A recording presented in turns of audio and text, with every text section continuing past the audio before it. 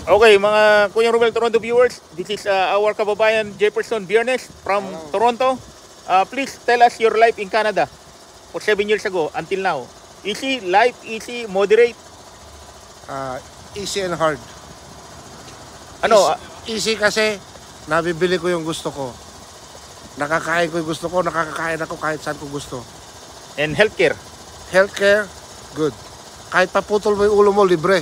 Okay. Sa Pilipinas? Sa Pilipinas, puputulin ng iba, magbabayad ka pa. Kumusta yung mga kababayan natin sa Talabutang Sur, General Natividad, Nueva Ecija? Kumusta kayong lahat dyan? Hi. Andito na ako uli, nakabalik na ako. Wala nang magulo dyan. You mentioned the name, yung mga name ng mga barkada mo ron.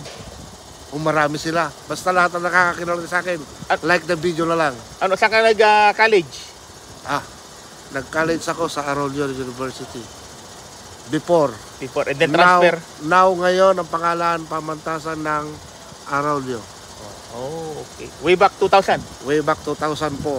2004. Okay. And then, ang buhay dito, mahirap. Invite them to come to Canada. Trabaho, bahay. Trabaho, bahay. Walang good time? Walang good time. May good time, i-schedule mo. By appointment? By appointment. Kung gusto mong bisitahin yung kabarkada mo, by appointment. Hindi pwede yung ura-urada lang. Nabibisita ka sa kanila. Okay, ito lang. Kung gusto nyo magpunta dito sa Canada, walang problema. Pumunta kayo, maraming trabaho. Wag lang picky. Wag lang kayo mamimili ng trabaho. Maraming trabaho. Kulang ang 24 hours in a day. Kung kaya mo magtrabaho ng gano'n. Trabaho lang ng trabaho. Trabaho lang ng trabaho. Pambayad mo yun. Bayad ng bills. Kotse, bahay. Bahay, kotse, insurance mo, telepono, lahat. Kaya kailangan mo magtrabaho ng sagad-sagad. Hanggat kaya mo, pumasok ka. Sabi nga ng iba, dito ka palang papasok na kahit may sakit ka. Kasi bawal magkasakit. Yan ang reality of life sa abroad. Reality dito sa Canada, ewan ko sa iba. True story to, true to life story. True story ito. Ito, ayan, dito kami, papagawa ng sasakyan.